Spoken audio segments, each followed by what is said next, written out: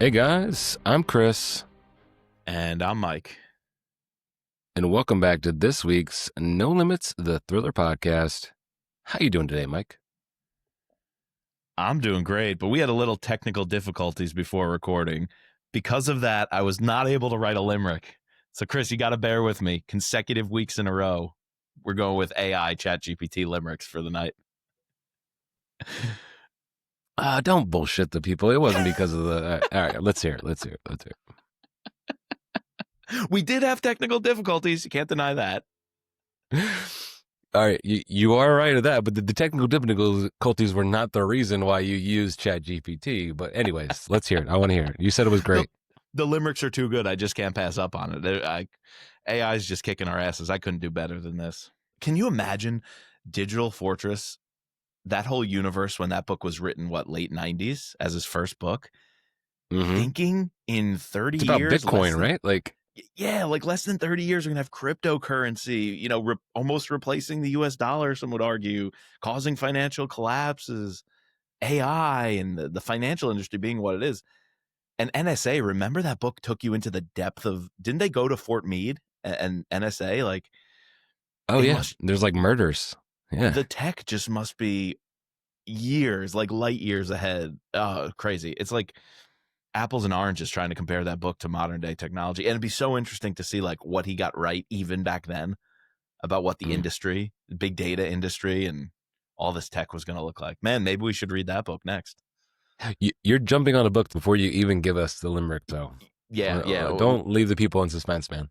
No, so we're covering Deception Point. We are a spoiler-filled podcast. We are the after show for your favorite thrillers. So if this is your first episode and you have not read Deception Point, be prepared. From this moment forward, we are spoiling the book. And ChatGPT spoiled it big time with this one. The meteor find was a fake, a fraud for the White House to make. Delta Force lied, but some still survived as Pickering drowned in the lake. Wow, it goes all the way to that. Dude, the final ending. Pickering going down with the ship. You know what's crazy about that? We were kind of talking about this before we started recording because you said, "Wow, this ChatGPT did a really good job with this," and it's interesting because most of the time when I was doing this, when I was trying to rival you, we were doing it on Brad's books, right? And it pretty much you could sense that the only thing it's grabbing from is the little blurb or anything that's out there on the internet for it, but there's not a lot with explaining the entire plot of these thrillers. But with this one, obviously there's been people that have talked about the ending and the Pickering twist. That doesn't happen until the very end. And so I think it's cool for us to dive into some of these older books. We said we wanted to do Dan Brown because he's having his new book come out this year, and it's funny because you even texted me, you're like, man, they don't write them like Dan Brown does anymore. No. No. And you even said there's something to be said about not cranking out a book every year and taking your time executing. I mean, obviously we don't know what is it, Secret Origin or Secret The Secret of Secrets is his new one. The coming Secret, out next month. I have no idea what that is. I would love to cover Origin on it. It was interesting. Definitely not as good as his religious thrillers, but even going back to this one, and like you said, the first old Dan Brown book I had read was Digital Fortress. Love that book. I don't know. He's something special, man. Reading this, I was trying to figure out why I was so impressed. And it was clearly because the characters, the story, the plot, and this overarching theme of the possibility of panspermia, and life being seeded on our planet and others. And so there's really big questions, really awesome characters. Everything's flowing. But then I'm also getting nostalgic reading these books in the early, teens. I was ripping through Dan Brown. Boy, I was high school, going to college. That was also the height of my Vince Flynn days, and new books were coming out in Mitch Rapp. Dan Brown is a titan, an absolute titan of literature. And yet he never became one of those authors which was the every year read. the pump out a book every year. There's deadlines from the publisher. I remember getting one of his every 3-4 years or so. So I just feel like there's something to be said about the industry becoming this cash cow of a character, and the character's so big and sells so many books, the publisher needs a book by a certain deadline, and the author knows the contract is cranking out a book a year.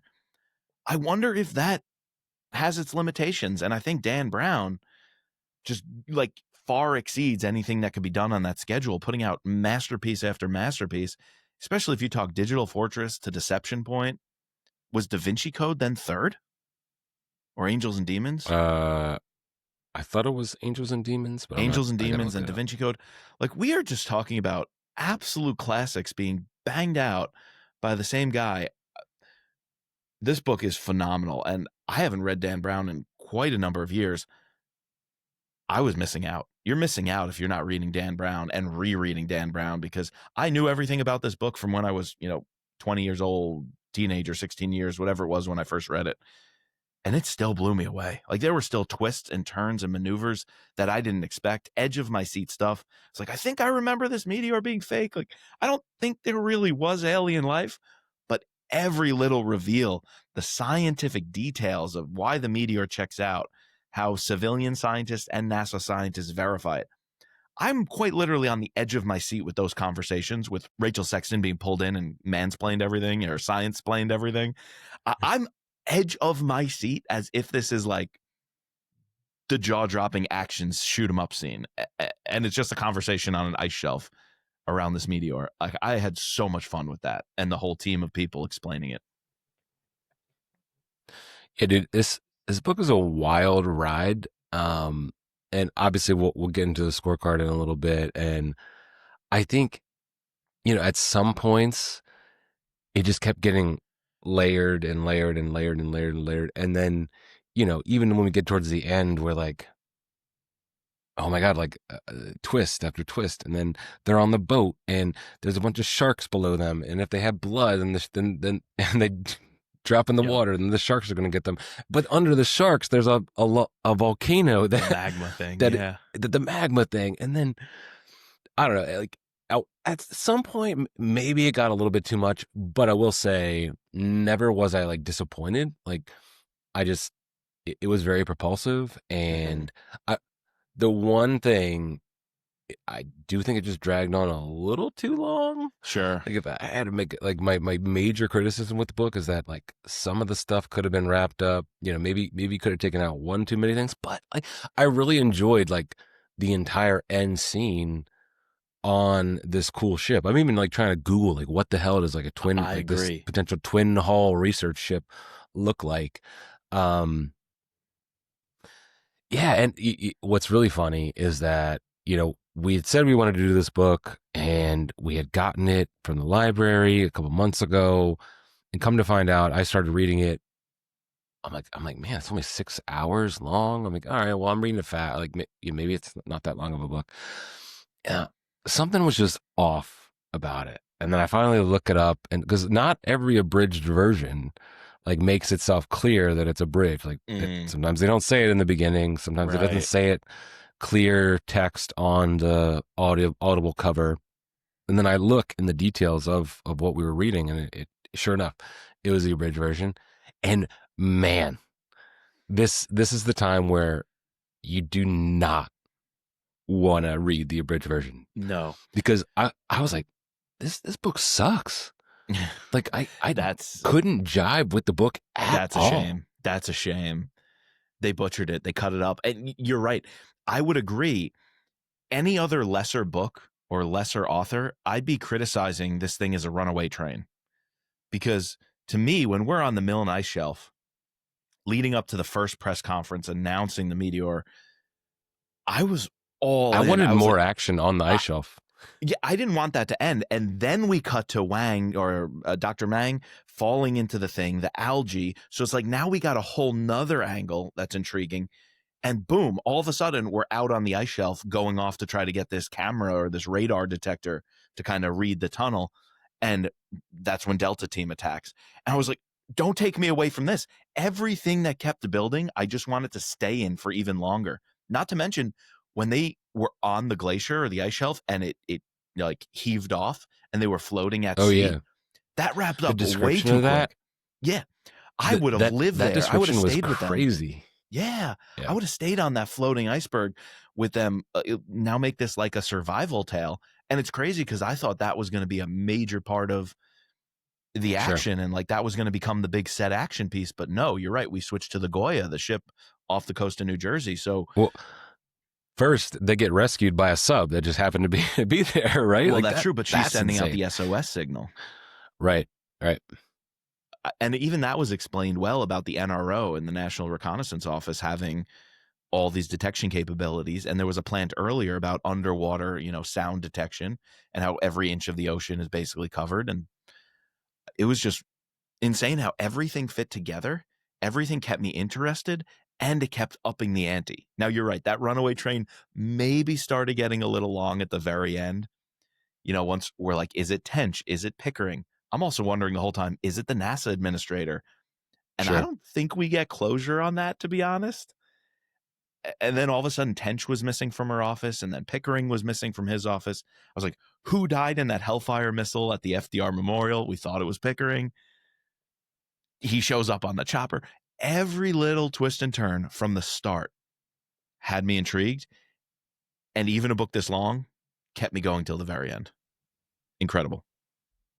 Honestly, the thing that kept dragging me out a little bit was Rachel's father and the Gabriel Ash stuff. I mean, I think you could have had like it could have been that, but you also could have just gotten rid of that and everything with the president and with Pickering and like you didn't really even need Sexton involved with the scandal, right? Like, well, you needed an anti-NASA voice. You needed an existential threat to NASA. And that was him with privatizing space, that whole angle.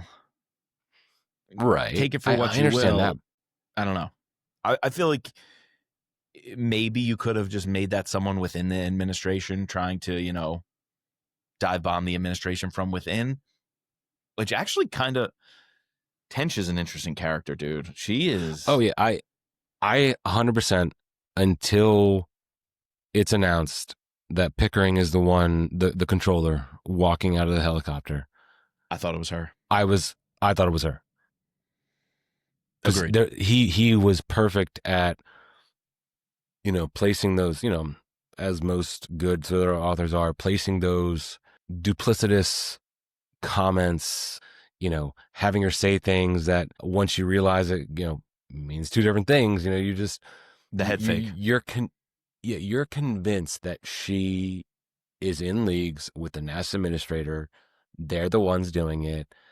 Either she's the controller, he's the controller, because he's the one who keeps on. They keep on saying he has this military background at the Pentagon. Yep. Like, so it makes sense, right? Everything makes sense. And then for it to be Pickering, I was like, damn. Yeah.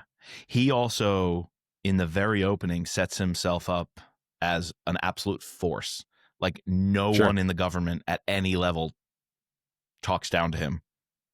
They're all afraid of him. He knows all the secrets of Washington. He knows all the insider hardball. He plays it better than anybody. What's his nickname again? Oh, man. He had a good one. He even sells you on how much he's willing to protect Rachel. He's like, don't answer to anybody but me or the president. He goes, don't let anybody jerk you around over there. One call to me, I'll take care of it. He even stands up to the president over it. He's like coming out as like big Papa Bear for Rachel. And in the end, when all that's undone, when he's on the chopper and it's revealed as controller, that's a big twist. But there's so many other twists. I mean, I agree that I thought Tench was the bad one, but how much did you like Tench when she was battling Senator Sexton in the TV show, in the interview? Like, I was almost rooting for her. I was like, this is crazy. How did I describe her? I wrote down something. A chain-smoking...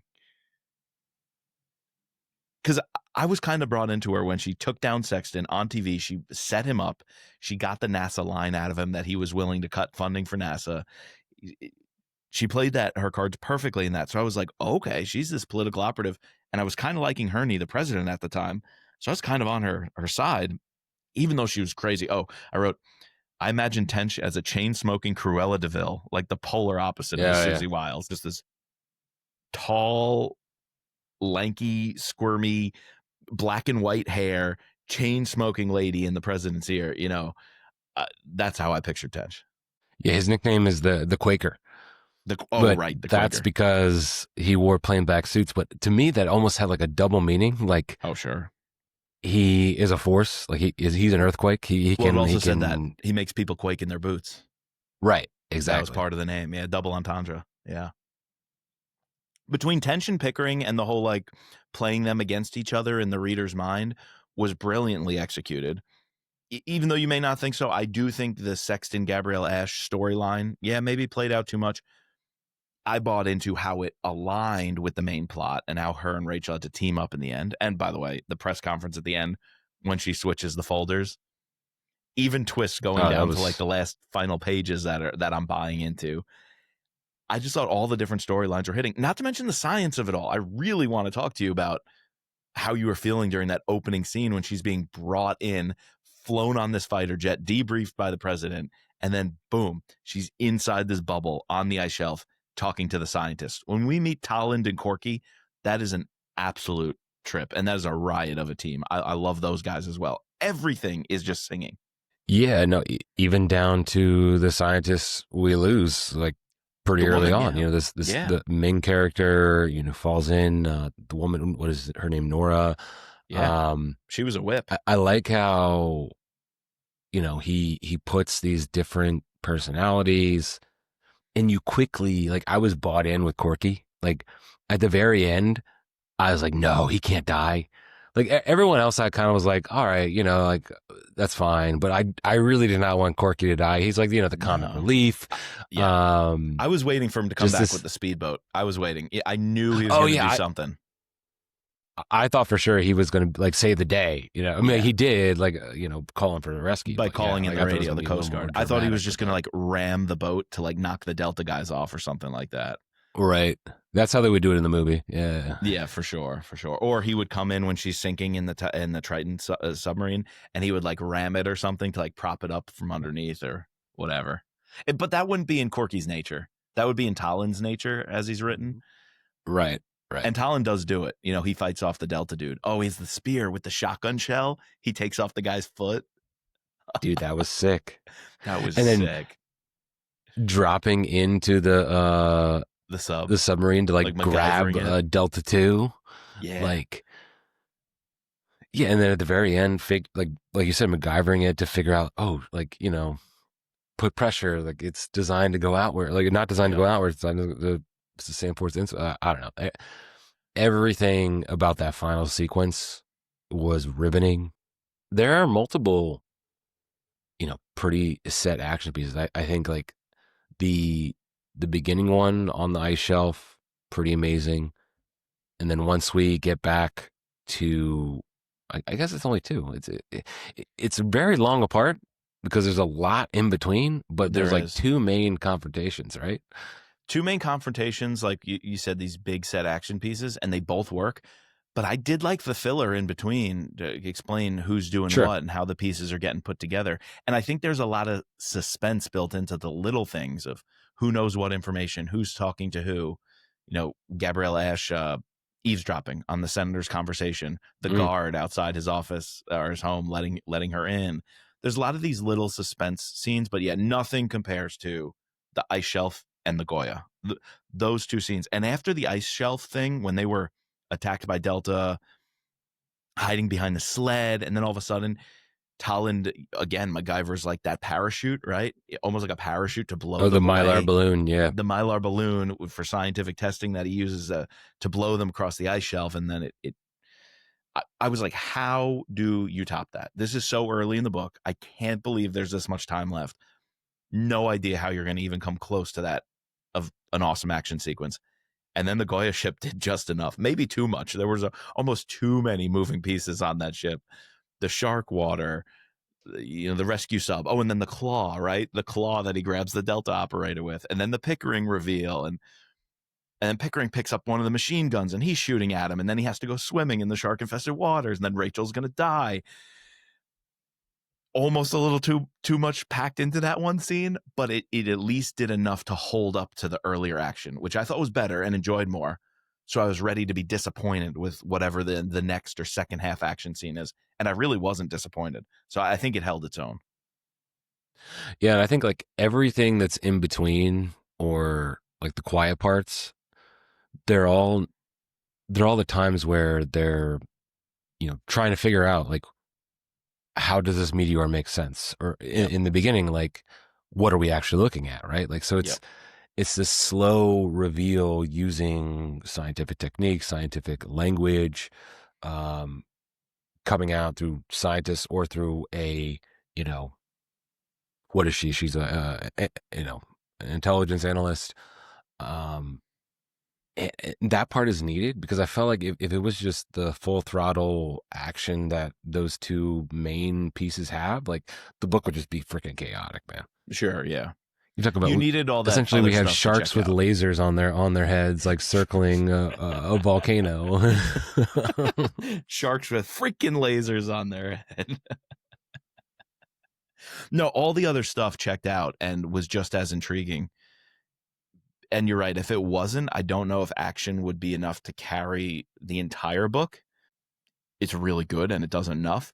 But I think the book shines with just the suspense of it all. Because even like you said, those slower moments or those conversations between other characters not related to the action pieces, I'm still edge of my seat wondering, is this the guy? Like the NASA administrator, is he the one who did it? And then even having to find this Harper character with the pods, the satellite detection system. So like everything that's not even the main action is still really well done. There's so much you could forget in this book. It's so jam-packed.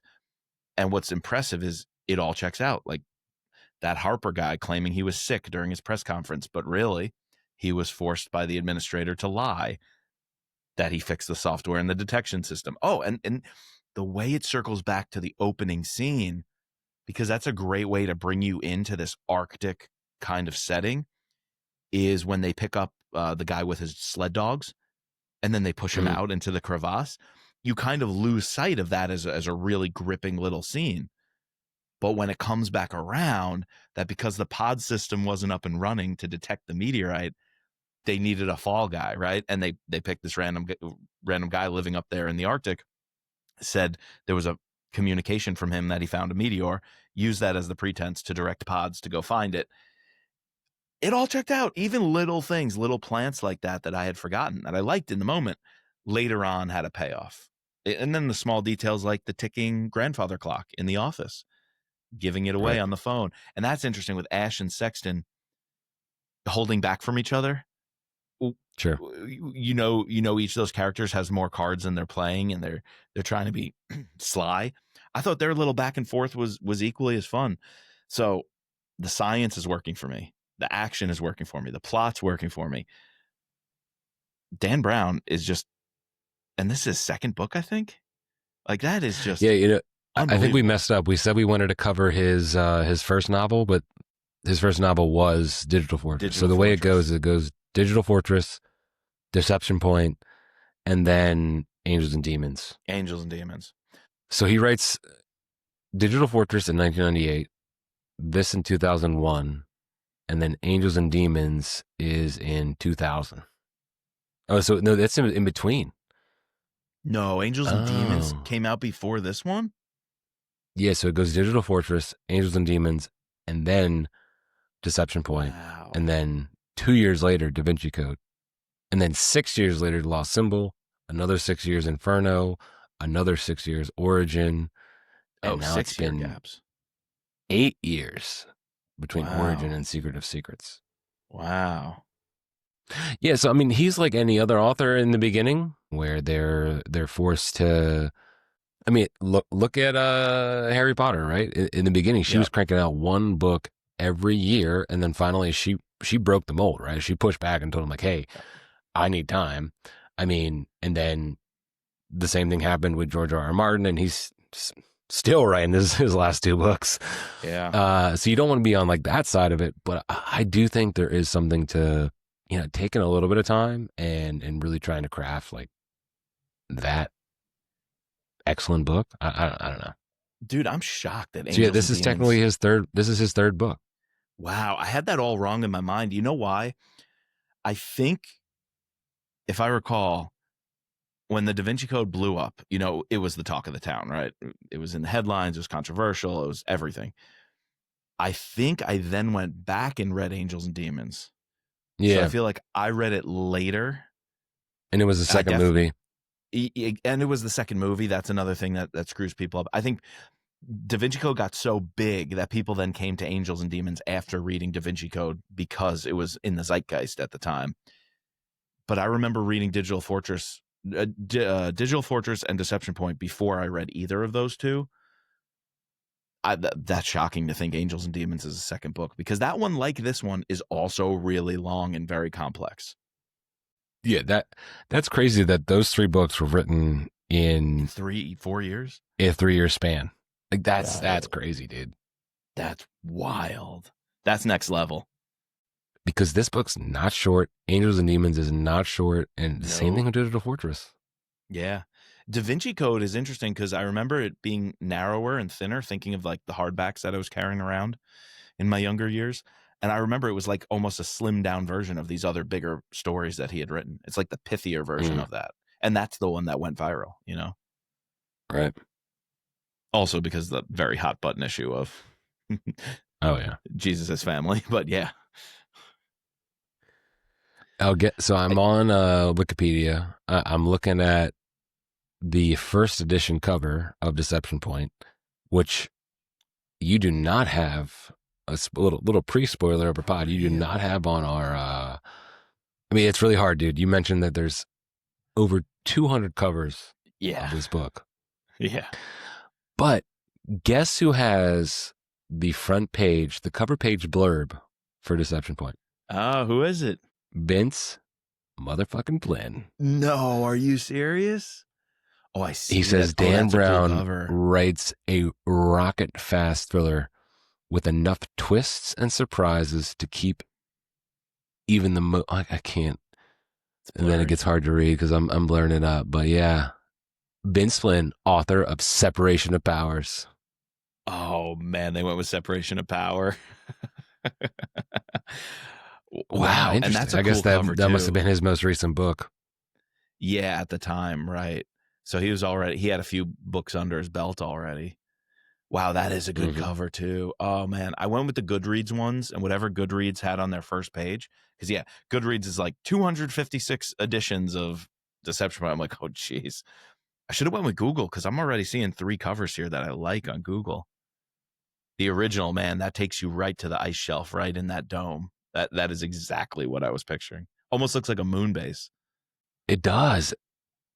And you get this. Is that a sub above it, or just like some wind? It's kind of like maybe both. Like in that dark space. In the sky is the dark space. I see a little bit outline of like what looks like maybe a submarine, but I think it's just supposed to be the wind. They mentioned that like crazy wind. Right, the Katabatic winds. All right, in honor of the Mill and Ice Shelf, I'm drinking Canadian beer tonight. So cheers. There we go. I'm in Rochester, New York this week, so we drank a lot of Molson and a lot of Labatt Blue because I'm pretty close to the border. So I got Tim Hortons this morning for breakfast too. Nice. You want to get into the scorecard on this one? I think we're going to be gearing up for some high numbers. Let's do it, man. Let's do it. I think this might feel good. Is there anything we missed first? Anything you wanted to talk about? I really kind of wanted to pick your brain on the science of it all. Did you enjoy those early conversations about, is this evidence of panspermia? That blew my mind when we were talking about that. I mean, I was bought in to the idea that this asteroid could have been, real, like authentic, because everything that I'm a biologist. I'm not a I'm a biologist in terms of like bacteria. So if anything, life on another planet will look more like the stuff that I study than that's what I would figure. What people are mentioned. But yeah, I definitely everything that I've read or seen through my various, personal experiences diving into this kind of stuff, mainly, Carl Sagan or Neil deGrasse Tyson, that kind of stuff. Oh, also, I immediately thought of Neil deGrasse Tyson when they mentioned Tolland, Michael Tolland. Tolland, like 100%. Not in terms of appearance or but just this But his idea, celebrity. this physicist who has risen to this celebrity. Yeah, of course. Yeah, his status. Or Carl Sagan. I guess you could do Carl Sagan. I was thinking Bill Nye. I was also thinking Bill Nye. Oh, true. Yeah, because Bill Nye has that like suave too. Yeah, he has the TV personality. I was kind of like the brain and the communication method of a Neil deGrasse Tyson with the Bill Nye TV personality of it all. Sure. That's kind of where I was settling. Or like a Mike Rowe, but really. Right. The Mike Rowe of science and space. Yeah, But anyways, that's exactly what I was thinking. Back to the science. Yeah. No, I think the biggest thing that he pointed was that most people think that life on other planets are going to be not like what we see here, but I think most people are in the actual communities are convinced that it would be more like us than it would be not like us. There's only an infinite amount of, obviously we've been driven towards these thousands of years. I mean, sure, there could be differences, but main one being like different planets have different gravities, so that's going to allow it makes sense for why you could have these insects that could grow to be huge and that kind of stuff with exoskeletons. Yeah. I was bought into that. Like nothing, and again, I'm not an expert in this stuff. I'm sure if someone was to come at me, but this doesn't make it. I've never read a Dan Brown book where I've questioned that kind of stuff. Like I take it at face value in the sense that, all right, this is a thriller. He doesn't get anything blatantly egregiously wrong. Yeah. Like it's like The Martian. Agreed. One of the things I loved about that book was how much research was put into that and how believable it is. Exactly. And it's the same thing here. Like, yep. and then to not only build all that up, to make you buy in to the fact that holy shit, panspermia is real. This is proof of extraterrestrial life, and then to have to then tear it all down, but you tear it all down systematically using science again. Yeah, that was exactly. Great. That was smart. Because that initial conversation, they lay it out with like, here are the 3 proofs of why this is an actual asteroid. You buy it? Does the evidence check out? Yes. The analyst checks out. The reader, it checks out. So we all agree this is a space rock, right? This is a meteorite, probably this time period, probably been here this many years, whatever. It's like Corky established all that, and he's going back with Tolland. So there was that comic relief during that conversation as well. Especially with that lady boss running the show up there. Like they're having incredible interactions and the science is checking out on top of it and it's building up the science. Then boom, they drop the fossils. And I had the same reaction as you. It was like, I was a little concerned that the fossils looked, granted, they're bigger in scale than creatures that we have, but when they're explaining like it's similar to these bugs and these insects, and here's why space life might be similar to these bugs, something rubbed me the wrong way. And I'm real curious if that was purposeful by Dan Brown, because I'm thinking like you're thinking, foreign life, if we find it on another planet, it might be like bacteria, viruses, cells, amoeba, whatever, like these very simplified organisms, if you will. I wasn't sure it would look exactly like our bugs and insects. I was not buying that for good reason, because it wasn't true, right? And then I was also thinking oceans. I was like, I know oceans have like bizarre stuff and they're unexplored. And we're finding these like crazy creatures down there that we would have never thought are of this planet. Like you could Google like crazy ocean creatures and it looks like aliens. So I was like, there was something not sitting right with me. All the other science checked out, but that one piece of it wasn't sitting right with me. And so as it was built up, and then as it's being broken down, like you said, with the scientific evidence, and that scientific evidence to break it down is part of the adventure. all the adventures that Sexton and Talon and Corky are on are in search of that next little nugget, you know? So I really loved the signs being built up, being tore down. I thought that was so much fun. And to integrate that seamlessly with a plot that's super complex. And I don't think you can find any plot holes. And if you can, they're very few and they're very minor. There's no glaring plot holes. And that's a task to combine that with such good science and feel like you're reading something like The Martian. That came to mind for me as well. Impressive, really impressive. So I think in the scorecard, the science of it all in many, many books could be a ding. In this one, I think it's a plus. You know, it's also interesting that he decides to make Talon a sea expert. You know, he's an oceanographer, you know, documentarian. Yep.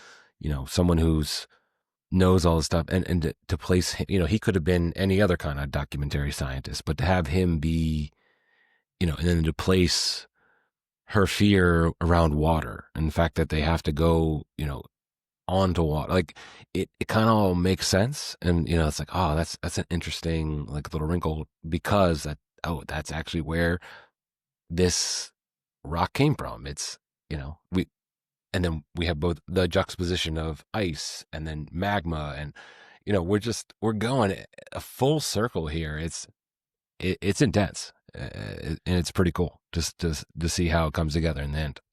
And that's why if we talk action and suspense, the two set action pieces were so good, but on their own, to carry a novel of this length, I'd have to be like an 8 or so. The thing is, the suspense of all those other storylines we just talked about make up those 2 points. So like I could see somebody going 10 here, even though there's not a ton of action sequences, but every little sequence has suspense. So I could see somebody going 10, but I'm just going to go 9.5 because we only had 2 big action pieces. They were amazing, but suspense really carried the day. I think the suspense wins out over the action for me. So 9.5. Yeah, it's like a 5 for suspense and like a 4.5 for action. Yeah, I agree. Exactly. Now, like for plot, I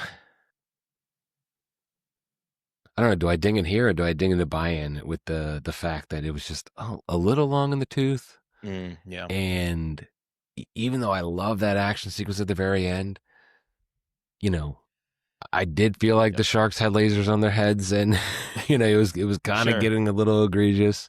Sure.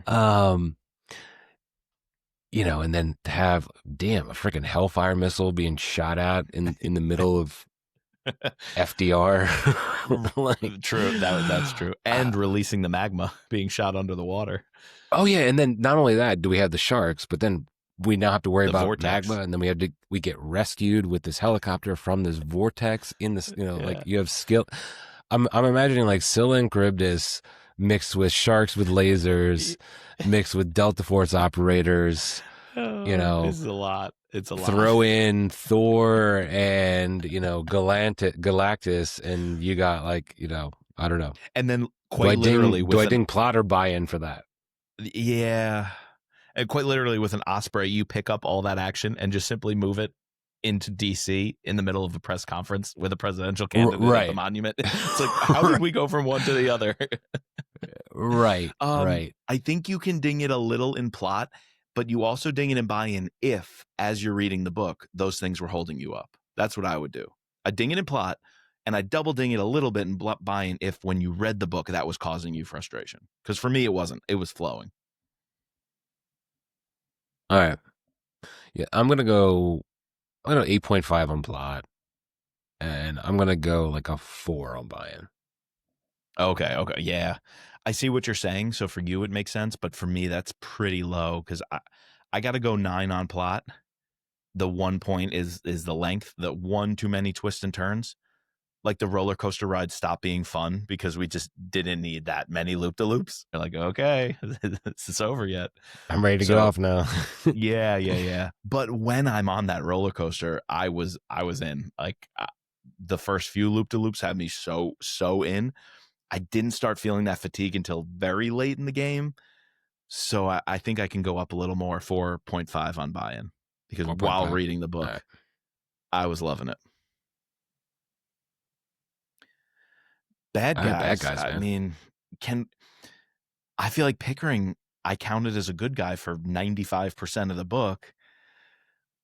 And then to have It's him the be the Delta ultimate bad Force. guy. Yeah. Sexton.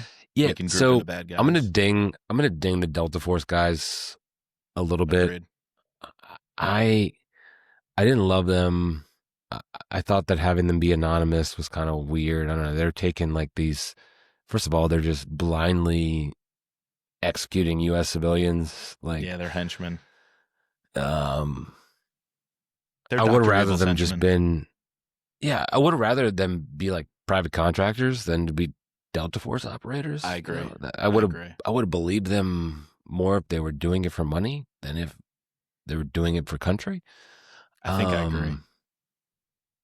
Maybe that's why I'm dinging Bayern a little bit too. So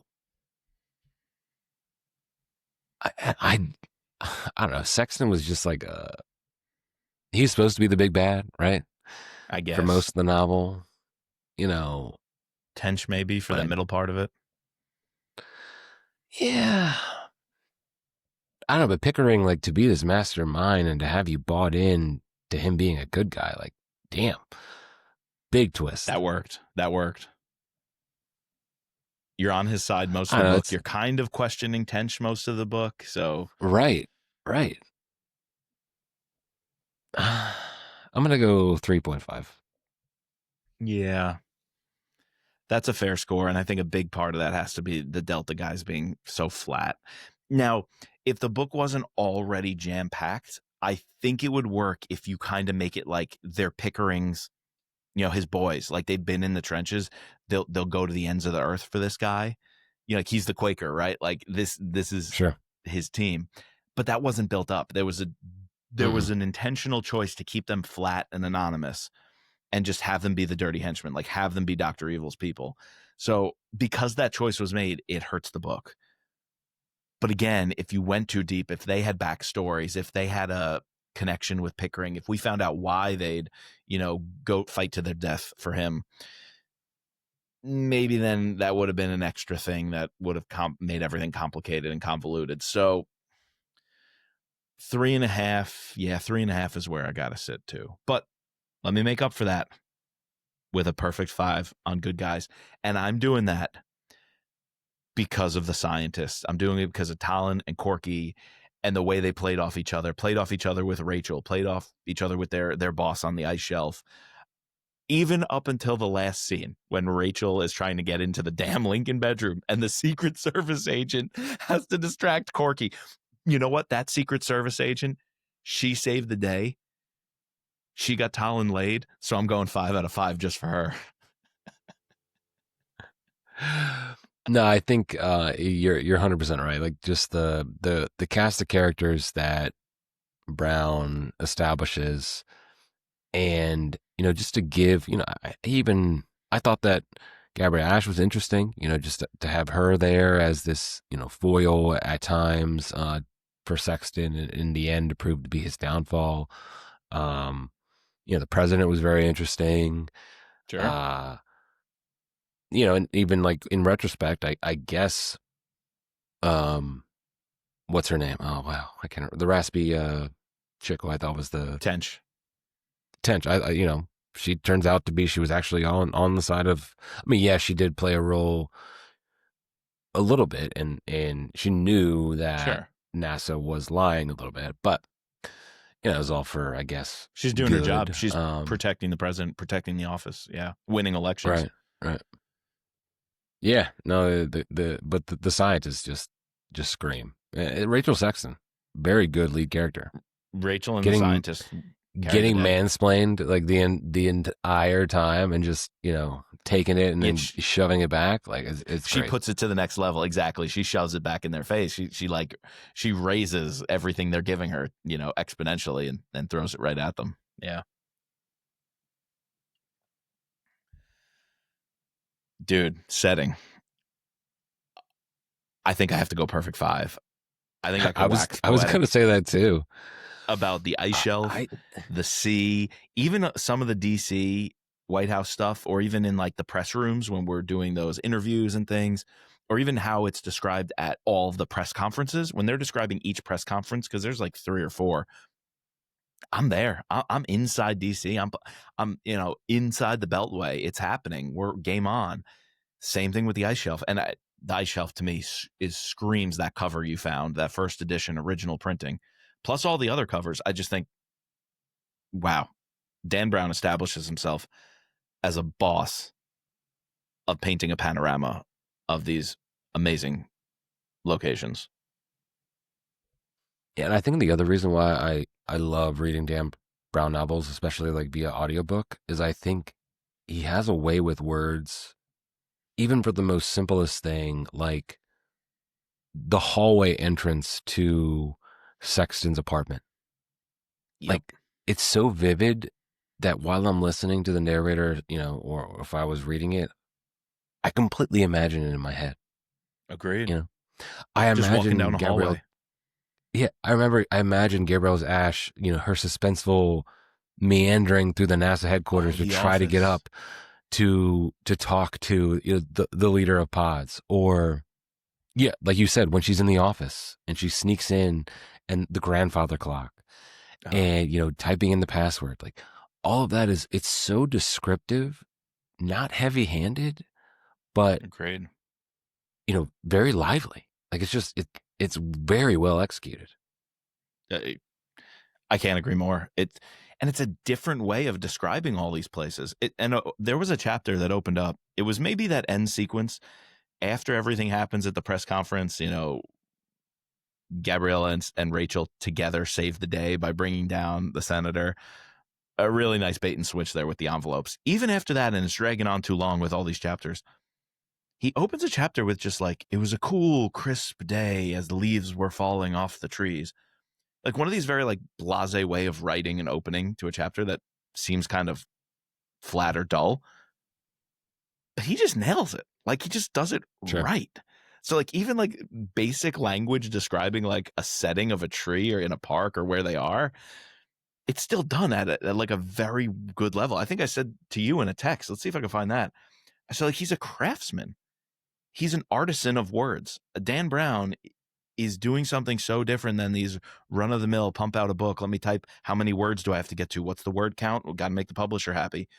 No, he's an actual, like, I just think of the way he writes as the way like an Amish person builds a table. It's just like, sure. Yeah. It's natural. And he was writing, pre-AI and earlier days of the internet, cell phones, iPhone wasn't invented. Like, fax machines play a big role in the book. And I think there's some really nice charm about that. And he mastered it at the time period. I don't know why. I just think of him as this like bucolic almost. Like him writing almost screams like J.R.R. Tolkien smoking a pipe and thinking about hobbits in the ground. Like is the way he's writing, really incredible historical scientific action dramas.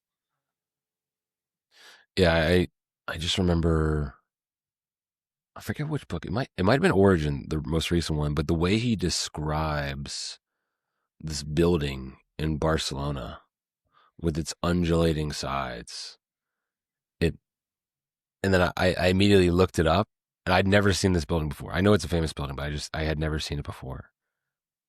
And that was exactly what I envisioned. What he had written out, and I was able to picture in my head was exactly the same building that he's describing. Like that is hard to do. Like I mean, other than like saying, there's it's a red building with a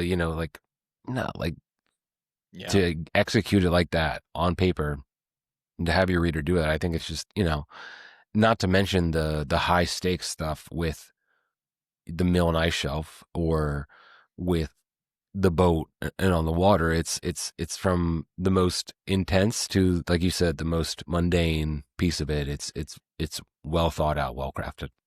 Yes, and the dialogue enhances it. I'm even just thinking her banter with the fighter jet pilot who takes her out to the ice shelf from DC when she's picked up from the White House to go out there. I'm like, they even have some little banter back and forth.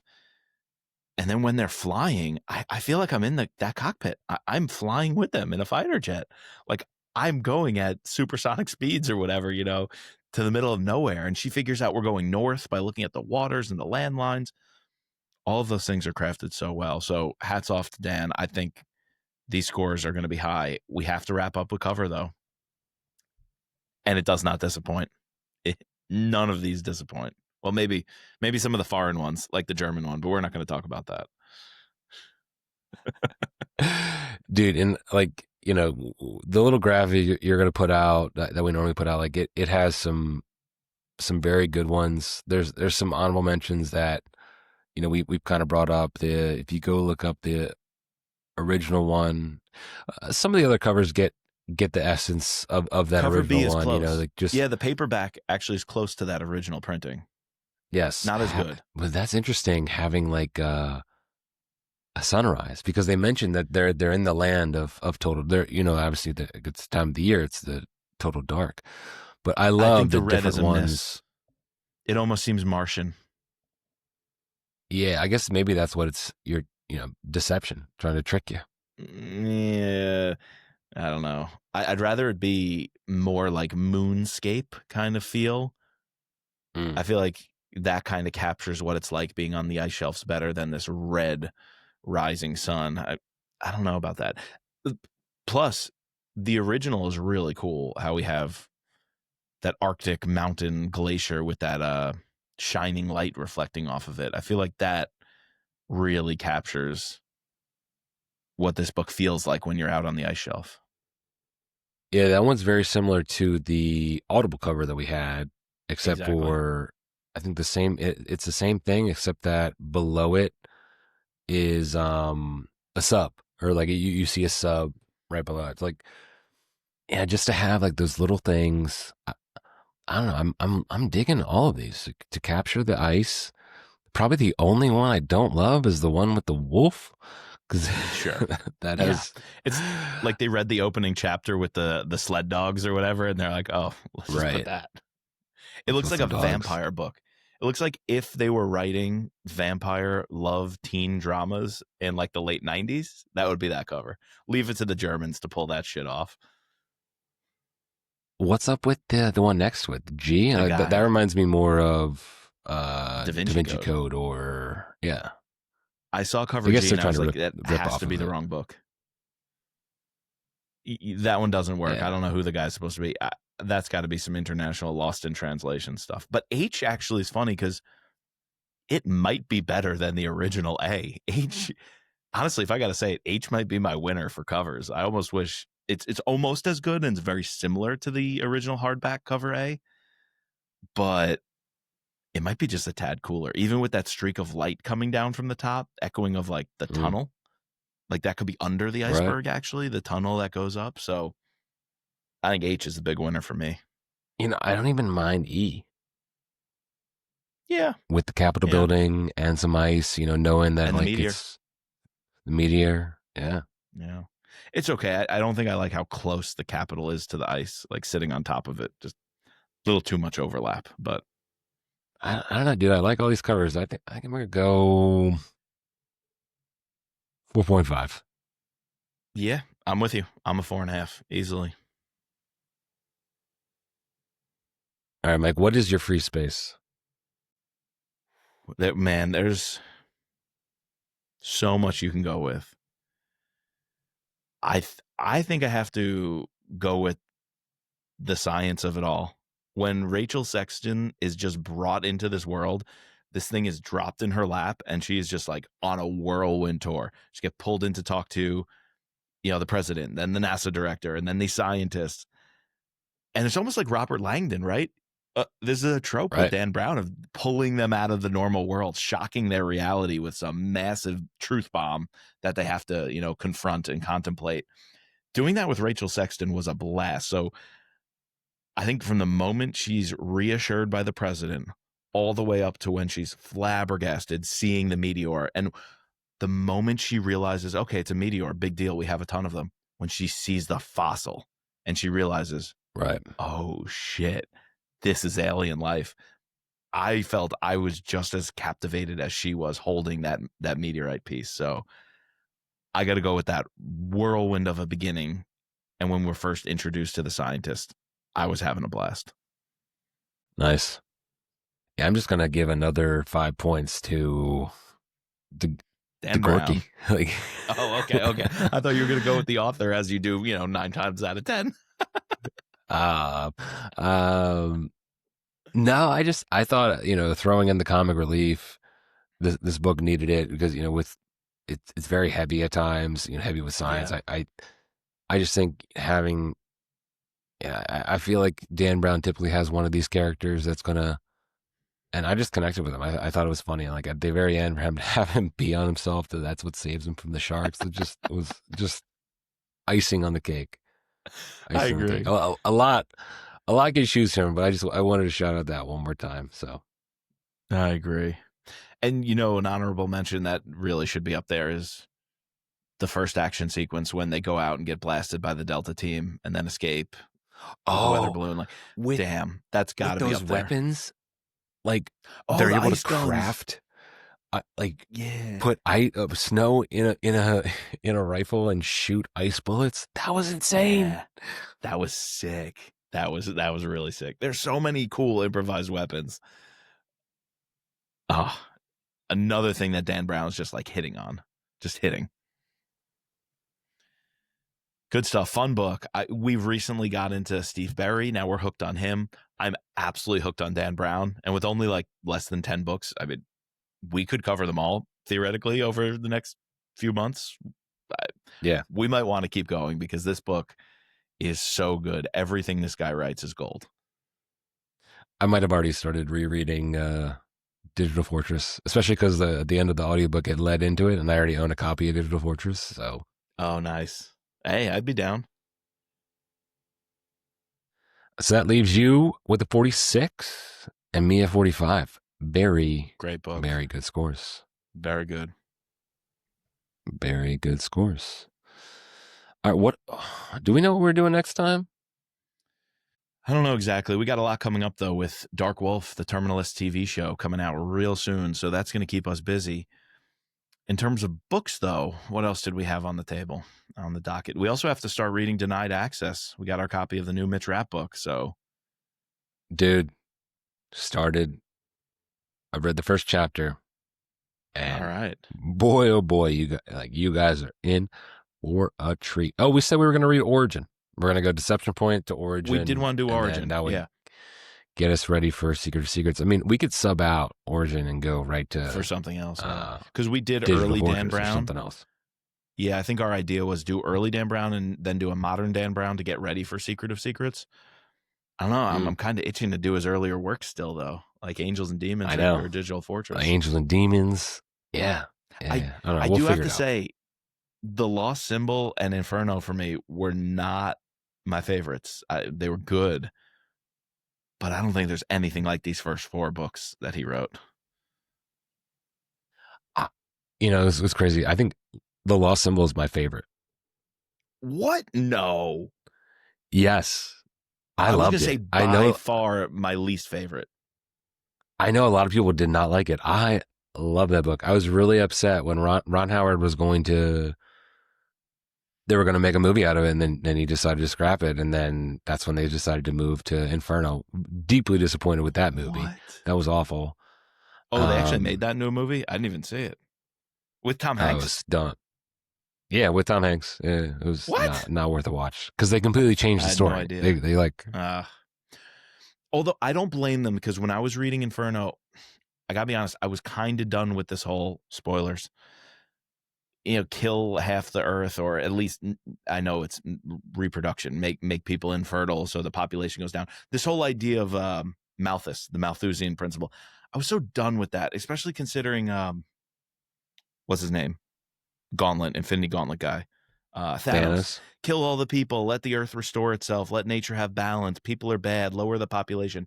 I have debunked that line of arguing so much that when another story gives me, oh, I'm a villain who just wants to have less people on earth, so nature is healthier, give me a break. I'm so over the population thing. I don't want to see it in books, movies, stories. I don't want dumb idiots on the internet and Twitter trolls arguing about, oh, well, people are bad for the earth, we need to have less people. I'm sick of that argument. So as soon as that's what Inferno became, I was like, oh, I'm done with this shit. So anyway, that's my rant over. I love. There's this one video where it's like Dennis, and he's talking to his henchmen, but they're kind of like talking back to him. It's like, hey boss, so with the Infinity Gauntlet, you can just snap anything into existence. What if we just doubled all resources instead of killing people? What if we just made another Earth? There's just so many loopholes in the whole thing. I don't even want to go down that path. It just makes me sick when you build a story around that crap. Anyways, we are gearing up for Terminalist, this TV show. In the meantime, if you're digging this, you're loving what you're hearing, go check us out. Instagram, Twitter, YouTube, thrillerpod.com, at Thriller Podcast. We wouldn't be here without our patrons. Yes, don't forget our patrons, because in the next month or so, we are working on a date for our next book club. We have a couple of finalists for which book we'll pick for our book club, but we are going to do a patron hangout. We are going to discuss a book on Zoom. Always a good time, always a ride. And the group chat is constantly blowing up. I took one from Daryl today. I took a stray. Daryl hit me with one today, but always appreciate his humor. So if you want to join the group chat with us and our quarterly book club hangouts, become a patron. thrillerpod.com. Click on the Patreon button and join us over there. We'd love to have you. The conversation never stops. Oh, Mike, we didn't even get a chance to talk about Ward Larson and Brad Thor. Dude, we do that. The Brad Thor podcast, I'm going like over 2.5 for how many times per episode we mix up Scott and Brad's names. It's no doubt minimum 3 times per episode, usually more. I did that one there on purpose, but yeah, it is it's pretty easy. But dude, I am February. We're getting another Brad Thor book in February. I'm ready. Dude, that's exciting. And a Brad Thor combined with Ward Larson, friend of the podcast. We love covering his work. He's such a good writer, and the way he can bring in the aerospace of it all with planes and jets and all sorts of crazy aircraft technology, no one does it better. So to put that together with Brad Thor, no one does historical faction better. That is going to be an absolute treat. And it seems very similar to the plot of Dark Vector, which was Ward Larson's most recent book. Spies, espionage, stealing technology, a defector. Like, wow, does that seem like an absolute amazing book? Cold Zero, is that the name of it? Yeah, I'm excited. Dude, big announcement. A lot of fun things to come. Yes. All right, well, before we get out of here, let me thank our patrons by name. Our Deputy Director, Sherry F., and Brad E., our special agents, Adam, Mike, Ben, Daryl, George, Matt, Don, and Chris. And as always,